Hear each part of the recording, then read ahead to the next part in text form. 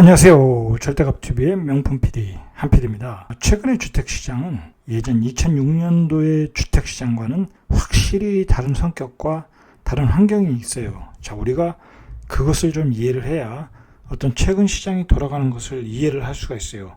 자, 똑같은 건 딱 한 가지 있어요.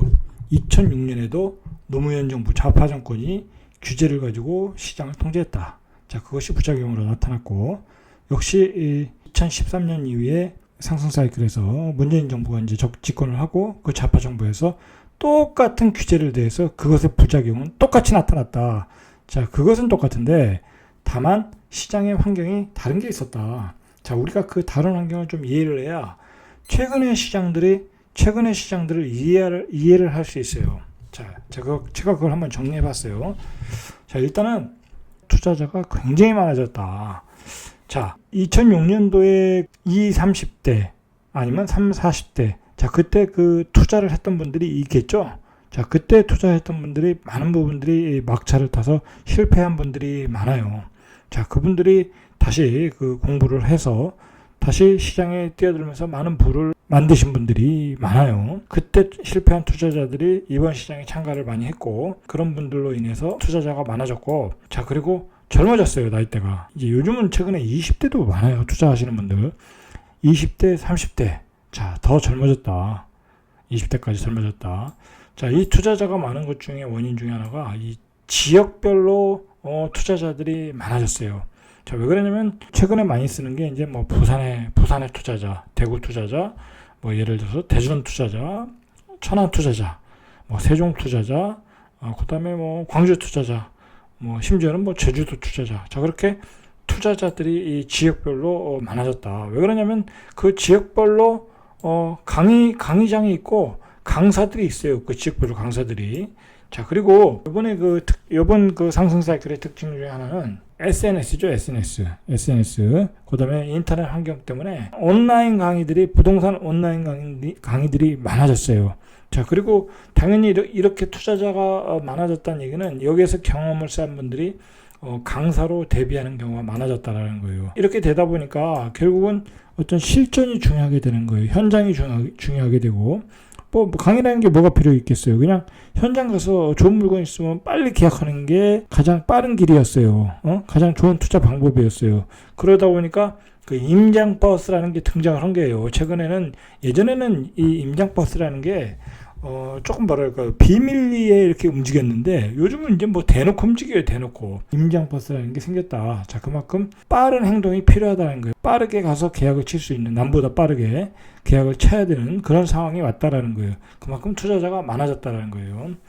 자, 그래서 이렇게 앞에서도 얘기했듯이 뭐 부산 투자자, 대구 투자자, 대전 투자자들, 이렇게 지역별 투자자들이 등장을 하고 그들이 무리를 지어서 다른 지역으로 이동을 한다라는 거예요. 최근에 그 창동인가요? 뭐 도봉구인가요? 거기 빌라를 부산 투자자들이 싹쓸이 했다고 그러죠. 서울도 이제 부산 투자자에서 본진이 털리는 그런 시대가 된 거예요. 또 다른 특징이 뭐냐면 이제 데이터 시대, 클라우드 데이터 시대니까 그 많은 데이터들이 통계 수치가 컴퓨터에 나오게 되는 거예요. 분석 툴과 데이터가 풍부해졌어요. 빠르게 진입하는 그 시점을 바로 이런 데이터와 분석 툴을 가지고 많은 투자자들이 접근하다 보니까 시장이 빠르게 순환매를 하더라는 거예요. 자, 그러다 보니까 바로 이러한 환경 때문에 집이 주식이 돼버렸어요. 주식과 같이 빠르게 순환매를 하는 거야. 부산이 한번 들고, 뭐 대구가 한번 들고, 그 다음은 어디야?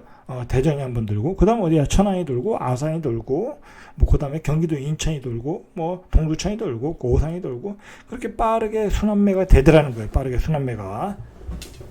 자, 이렇게 집이 주식이 돼버렸다. 자, 그래서 주식이라는 게 뭐예요? 단타가 가능하잖아요. 근데 집도 이렇게 단타로 접근을 하더라는 거예요. 자, 그런데 여기서 한번 우리가 큰 문제가 있어요. 사회적인 문제가 있어요. 자, 주식이라는 것은 초단타를 해도 뭐랄까 공급이 계속 나와요. 새로 신규 상장하는 종목도 있고, 그리고 주식시장은 또 종목들이 많으니까, 그리고 뭐 대주주가 유상증자를 하면 또 공급이 되는 거잖아요. 자, 그런데 집은 공급이 안 된다는 거예요. 단기적으로. 집을 한 번 지으려면 뭐 3, 4년이 걸리고 그 택지를 마련하려면 또 4, 5년이 걸리는 거예요. 그러니까 좋은 택지에 좋은 주택을 공급한다는 것은 한 10년 이상이 걸릴 수밖에 없는 구조예요. 그러니까 너무 많은 투자자가 들어와서 너무 많은 그 주택을 단기간에 싹쓸이 간다는 것은 집값이 폭등할 수밖에 없는 구조예요. 없는 구조. 자, 최근에 그 우리의 집값이 대한민국의 집값이 버블 구간으로 들어갈 정도로 이렇게 집값이 급등한 것은 바로 이러한 배경하에서 집값이 급등을 했다. 너무나 많은 투자자가 생겼고 너무나 많은 투자 환경이 바뀌었고 너무나 많은 투자 분석들이 있고 그리고 그 수요가 시장으로 갑자기 들어와서 이 지역을 싹쓸이하고 저 지역을 싹쓸이하고 공급은 할 수가 없고 10년이 걸리는 공급이니까 자 그러다 보니까 주택들이 버블 구간으로까지 들어갔다라는 거예요. 자, 여러분 요즘 그 유행하는 게 뭐냐면 1억 이하의 공시지가 1억 이하의 주택에 대한 어떤 지방 곳곳을 돌아다니면서 그 비조정지구에 특히 뭐 이제 양도세가 이제 중과가 안 되는 지역을 골라서 자 그런 그 투기가 유행인데 자 이게 사실은 이름 어떤 그 타이틀만 바뀐 거예요. 타이틀만 바뀐 거예요. 2006년 상승 사이클에서도 2006년부터 뭐 2008년도까지 특히 2008년도가 이제 막바지니까 금융위기가 터지기 전 막바지 전까지만 해도 예를 들어서 서울에 빌라를 투자하시는 분들이 많았어요. 그때도 지금과 같이 항상 투자의 어떤 상승 사이클의 마지막은 그 소액 투자자들의 빌라, 싼 것들, 싼 주택들, 자 그런 것에 몰릴 수밖에 없어요. 왜냐하면 이제 그동안 이제 투자 수익을 못 얻으신 분들이 이제 어떤 보상 심리가 생기잖아요. 그리고 이제 이제 마지막으로 저런 것도 올라간다라고 이제 또 이제 그런 또 이 유행이 생기게 트렌드가 생기게 되는 거예요. 자, 그래서 그때 예를 들어서 3천만 원, 5천만 원을 들고 많은 투자자들이 덤벼들었어요. 빌라 시장에. 서울의 빌라 시장 막 반지하도 사고 뭐 썩다리 빌라들 막 사고 지금처럼 그랬다는 거예요. 자, 그런 사람들이 대부분이 주린이었어요. 주린이. 제가 이걸 왜 잘 아냐면 제가 이때 부동산을 했어요. 바로 2008년도에 부동산을 하면서 이렇게 3천만 원, 5천만 원을 들고 오는 투자자들이 저희 부동산에 많이 왔었어요. 자, 그래서 제가 잘 아는 거예요. 지금도 마찬가지예요. 1억짜리 이하의 공시지가 1억짜리 이하의 썩빌도 아니에요. 서울에 있는 빌라도 아니다. 차라리 서울에 있는 빌라는 그 뒤에 가격이 떨어졌어도 다시 이렇게 복구는 됐지만 이 지방에 있는 뭐 면 단위에 있는 빌라, 조그만 소도시에 있는 아파트들, 소형 아파트들, 자 그런 것으로 지금 투자자들이 달려가고 있다라는 거예요. 이때 2008년도에 이런 썩다리 빌라들을 사신 분들 어떻게 됐겠어요? 2013년도까지 이제 하락장이었으니까 거의 20%에서 30%가 빠졌어요. 아주 많이 빠졌어요. 당연히 그때는 이제 금융위기도 왔었고 그런 이유도 있었고 그때 많이 빠졌다. 한 30%까지 빠졌다. 마찬가지예요. 지금도 이런 썩다리 빌라들이나 공시지가 1억 이하의 아파트들도 역시 이제 투기 수요가 빠지면 빠질 수밖에 없는 거예요. 자, 이 당시에 누가 더 많이 사나? 아주 개수 경쟁을 했다니까요. 이때. 지금도 마찬가지예요. 지금도 막 개수 경쟁을 하면서 1억 이하의 그런 아파트들, 자 그런 아파트를 사고 있는 거예요. 자, 요즘은 이 주택이 아주 코인이나 주식이 됐어요. 단타 상품이 됐다라는 거예요. 자, 그런 단타 상품의 어떤 절정판이 바로 1억 이하의 아파트들. 자, 이게 왜 이제 이쪽으로 풍선 효과가 생겼냐면 바로 정부가 이제 다주택자들은 취득세를 8%에서 12%까지 올려버리니까 1억 이하의 공시지가 아파트는 취득세가 1%니까 그쪽으로 수요가 쏠리게 됐던 거예요. 자, 그러다 보니까 많은 투기꾼들이 이쪽으로 들어와서 단타를 치더라는 거예요. 단타를 치더라. 500뛰기, 1000뛰기 단타를 치더라는 거예요. 자, 그러면 생각을 해보세요. 여기에서 수익을 얻으시는 분들은 어떤 분이겠어요? 빨리 진입하신 분들이 먹는 거예요. 빨리 진입하고 2진, 3진한테 팔면 되니까. 그죠? 근데 만약에 마지막에 막차 탄 사람은 뒤에 들어올 사람이 없네? 이제 실수요자한테 팔아야 되는데 가격이 너무 오르다 보니까 실수요자는 안 들어오겠죠? 그 빌라를 살 사람들은 말 그대로 서민들이니까 서민들인데 그걸 살 능력이 없는 거야. 자, 그러니까 그런 사람들은 결국 물리게 되는 거예요. 이 시장은. 자, 물론 이제 가격이 많이 오른 것들이 이 실수요자가 사거나 또 세입자가 전세를 얻거나 그래야 되면 결국은 실수요자와 전세입자가 피해를 보게 되는 거죠. 바로 이러한 그 거래 구조 속에서 요즘 투자하시는 분들이 말 그대로 이제 그 취득세 12% 내고 뭐 정상적인 상품, 뭐 예를 들어 비싼 것들 있잖아요. 뭐 중가, 고가 아파트 그런 거는 쉽게 투자하기가 힘들어요. 물론 이제 12% 내고도 비조정 지구에서 분양권을 사고 그러시는 분들이 있어요. 자, 그런 분들이 조금 다수 있긴 하나 대체적으로 이런 단타 세력들이 이런 초저가 아파트를 가지고 1억 이하의 아파트를 가지고 하고 있는데, 자, 이게 우리가 생각해야 될 게 요즘 전국 시장이 좀 뜨겁다고 그러잖아요. 이 통계 수치가 조금 다시 올라오고 있어요. 자, 그런데 우리가 이것을 정확하게 팩트를 체크해야 될 게 뭐냐면 바로 지금 전국 시장이 뜨거운 것은 예를 들어서 막 지금 그 강의하시는 분들, 뭐 자기들 어떤 투기하시는 분들, 그런 분들이 이제 물건을 많이 사놨으니까 뭐 또 블로그에서 막 띄워요. 어디가 뜨겁대더라, 지방 어디가 뜨겁대더라, 막 띄우는데, 자, 그것은 거의 좀 뭐랄까요, 좀 뻥튀기는, 본인들이 자신들의 물건을 팔기 위한 뻥튀기는 과정일 수 있어요. 자, 그게 왜 그러냐면 간단해요. 전국 그 주택시장의 수치가 조금 뜨겁게 나오는 것은 바로 이런 초저가 아파트에서의 상승률이 뛰어나서 그런 거예요. 초저가 아파트에서 상승률이 높게 나와서 그게 반영이 되다 보면 전국 지방 시장이 뜨거운 것처럼 나올 수가 있다라는 거예요. 자, 근데 그렇지 않다라는 거예요. 그렇지 않다. 자, 예를 들어서 뭐 대전의 고가 아파트 뭐 10억, 9억의 아파트 뭐 아니면 뭐 6억, 7억, 8억의 아파트. 자, 그런 아파트들은 이제 가격이 조정을 받고 있어요. 거래가 안 돼요. 잘 거래도 안 될 뿐더러 가격이 낮아지고 있어요. 낮은 가격에 급매물들이 나오면 그게 거래가 되고 그러고 있어요. 대부분의 지역들이 뭐 대구도 마찬가지고 창원도 마찬가지고 울산도 마찬가지고 다 그렇단 말이에요. 자, 그런데 작은 도시에서 이렇게 그 수치가 높게 나오거나 그런 보합세가 나오는 것은 바로 이런 소형 아파트, 그 1억 이하의 아파트의 거래에서 높은 상승률이 나와서 그게 반영돼서 그렇게 나온다고 보시면 되는 거예요. 자, 그래서 이제 이런 아파트에서 이런 단타 세력들이 임장버스를 동원해서 뭐 일종의 물량뜨기를 하는 거예요. 막 몇십 개씩 이렇게 한 차 타신 분들이 다 물량뜨기 하고, 자, 그걸 싹쓸이면 어떻게 되겠어요? 그 자체가 작전이 되는 거예요, 작전이. 자, 그렇게 해서 수백만 원의 차익을 내고 그냥 치고 빠지고 하면서 전국을 다 쓸수시고 있다라는 거예요. 자, 제가 얘기하는 건 정부는 이렇게 투기 세력을 잡아야 된다고 그러잖아요. 뭐 적폐 세력. 계속 그 얘기 하잖아요. 이런 걸 잡아야 되는 거예요. 이런 쪽에 가서 어떤 규제를 때려야 된다는 거예요, 규제를. 자, 근데 정부가 그런 규제를 때릴 기미가 조금 보이더라는 거야, 제가. 보이더라. 자, 그걸 오늘 제가 방송을 하는 거예요. 물론 이제 제 예상이지만 그럴 수가 있더라는 거예요. 왜냐면 이게 신문에 자꾸 나오잖아요. 이렇게 단타 세력, 임장버스 세력 등장했다. 자, 이러한 단어가 이렇게 신문에 등장할 때는 정부도 인지를 하고 있다라는 거야. 야, 이거 사태가 좀 심하다. 상황이 심하다.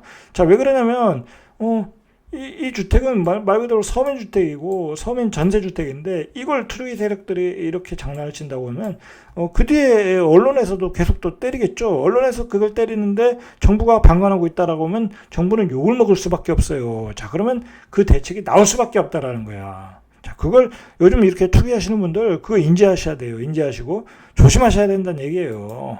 자, 이게 바로 아까 제가 말한 상승의 착시 효과예요. 자, 지방의 지금 거래 통계가 그 상승하는 수치로 나오고 있는 것은 바로 이런 저가 아파트들에 대해서 많은 거래가 되고 거기서 상승폭이 크기 때문에 이런 수치들이 나오는 거예요. 그건 아파트 실거래 자료를 분석해 보면 알 수 있다라는 거예요. 거기서 자료를 분석해 보니까 그 공시가 1억 미만의 수도권 외곽 및 지방 아파트 중심으로 수개월 내에 사고 파는 단타 거래가 성행하고 있더라는 거, 성행하고 있더라.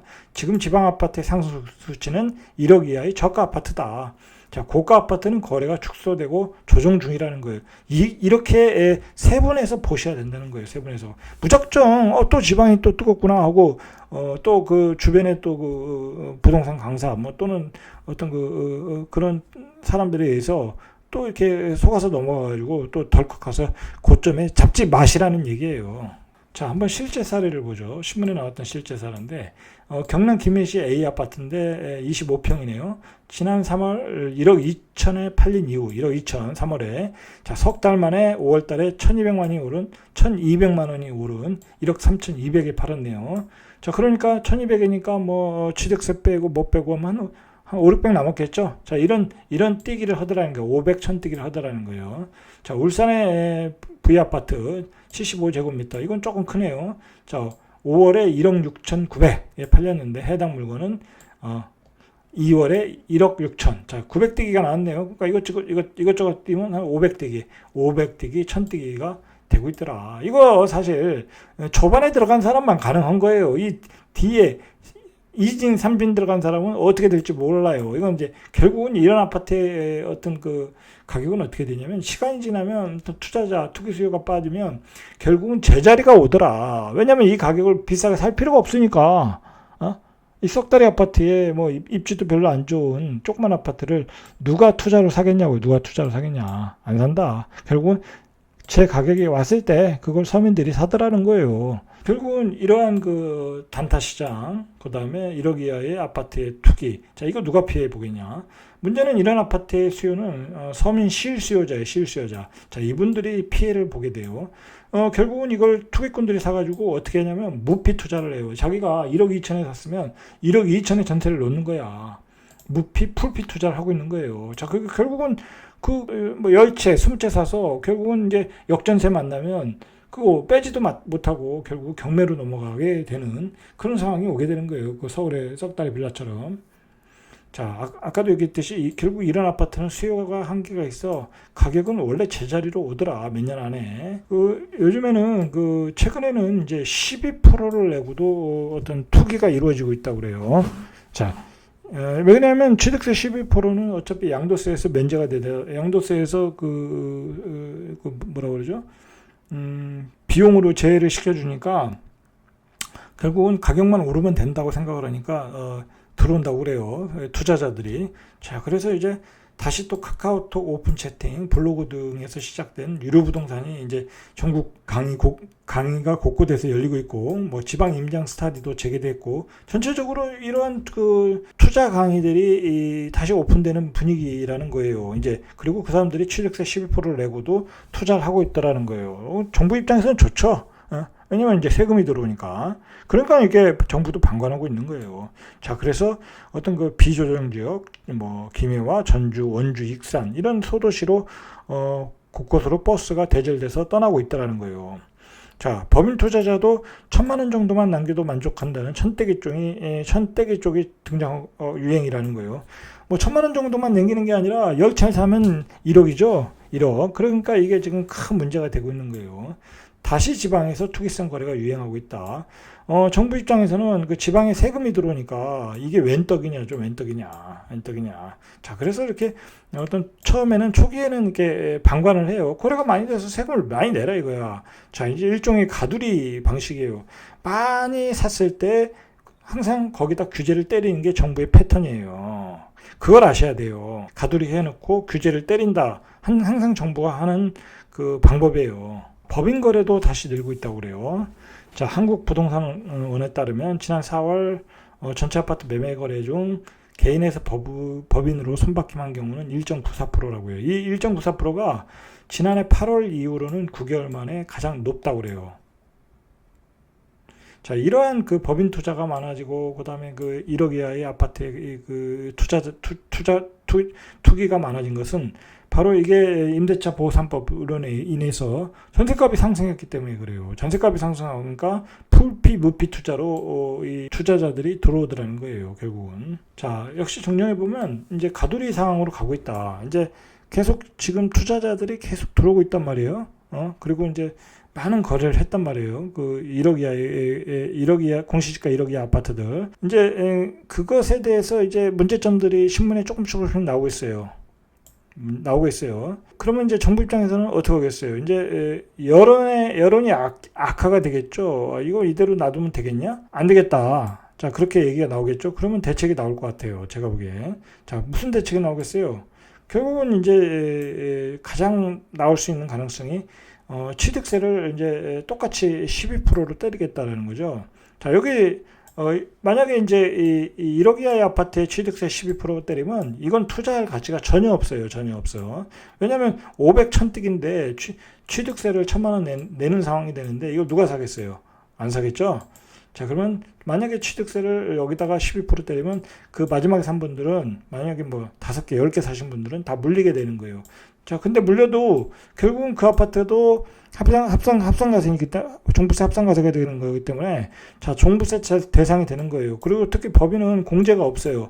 어마어마한 세금이 맞을 수 있다는 거, 어마어마한 세금이. 자, 그래서 이거 조심하셔야 된다는 거예요. 지금 1억 이하의 아파트들은 지금 어떤 신문에서 돌아가는 나오는 어떤 기사의 느낌이라든지 분위기라든지 그리고 지금 투기꾼들이 움직이는 걸로 봐서는 정부의 대책이 곧 나올 수 있다라는 거야. 나올 수 있다. 그거 조심하셔야 돼요. 지금 항상 정부가 한 패턴은 열심히 거래해라.